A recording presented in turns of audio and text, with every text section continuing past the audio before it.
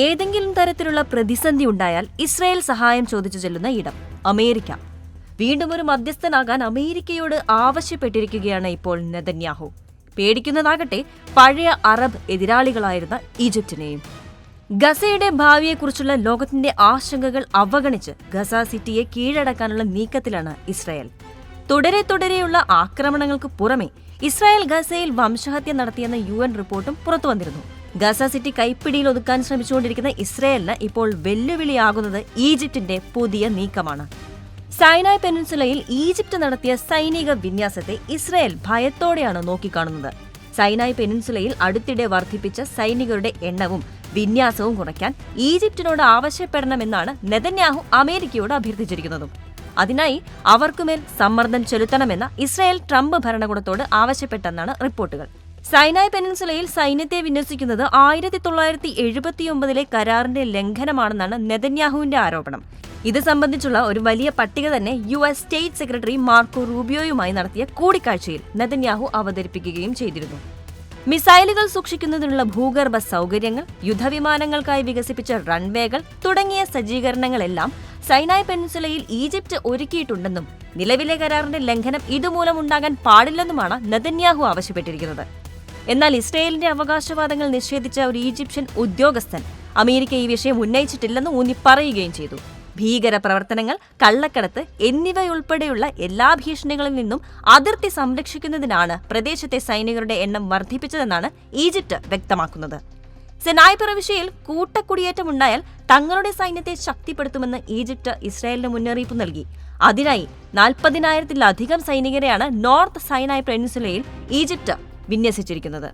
എന്താണ് ഈ സൈനായ് പെനിൻസുലയ്ക്ക് ഇത്ര പ്രത്യേകത?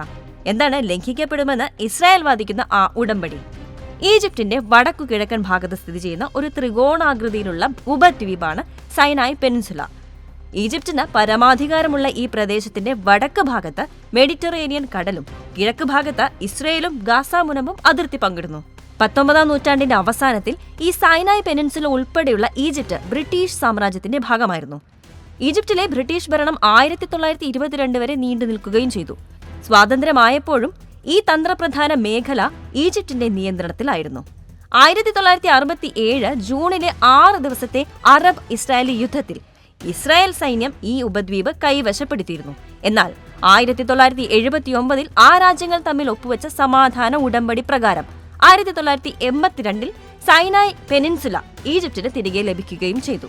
സൈനായ് പെനിൻസുലയിൽ നിന്ന് ഇസ്രായേൽ പിന്മാറുക, ഇരു രാജ്യങ്ങളും തമ്മിൽ സാധാരണ നയതന്ത്ര, സാമ്പത്തിക, സാംസ്കാരിക ബന്ധങ്ങൾ സ്ഥാപിക്കുക, ഈജിപ്ത് ഇസ്രായേലിനെ ഔപചാരികമായി അംഗീകരിക്കുക എന്നിവയായിരുന്നു 1979 മാർച്ച് 26 വാഷിംഗ്ടൺ DC ഒപ്പുവെച്ച ആ ഉടമ്പടിയിലെ പ്രധാന വ്യവസ്ഥകൾ.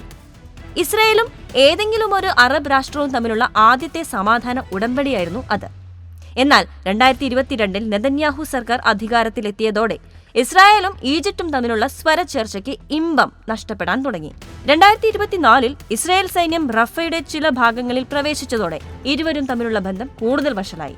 പിന്നീട് അങ്ങോട്ട് അതിർത്തി കടന്നുള്ള ആക്രമണം, ഈജിപ്ഷ്യൻ ഇസ്രായേലി സേനകൾ തമ്മിലുള്ള ഏറ്റുമുട്ടലുകൾ എന്നിങ്ങനെയുള്ള സംഘർഷങ്ങൾക്ക് പശ്ചിമേഷ്യ സാക്ഷ്യം വഹിച്ചു. നിലവിൽ ഒന്നിലേറെ യുദ്ധമുഖങ്ങളെ അഭിമുഖീകരിക്കുന്നതിനാൽ തന്നെയാണ് ഈജിപ്ത് അതിർത്തിയിൽ ഉണ്ടായിരിക്കുന്ന പുതിയ നീക്കം ഇസ്രായേലിനെ ഭയപ്പെടുത്തുന്നത്. ഗസ സിറ്റിയെ കീഴ്പ്പെടുത്തുമെന്ന് ദൃഢനിശ്ചയം ചെയ്ത് സൈനിക നീക്കം നടത്തുമ്പോൾ പരമ്പരാഗത അറബ് എതിരാളികളായിരുന്ന ഈജിപ്ത് സൈനായ് മേഖലയിൽ സൈനിക ശക്തി വർദ്ധിപ്പിക്കുന്നത് ദീർഘകാല ഭീഷണിയാണെന്ന് നെതന്യാഹു തിരിച്ചറിഞ്ഞു എന്ന് വേണം കണക്കാക്കാൻ.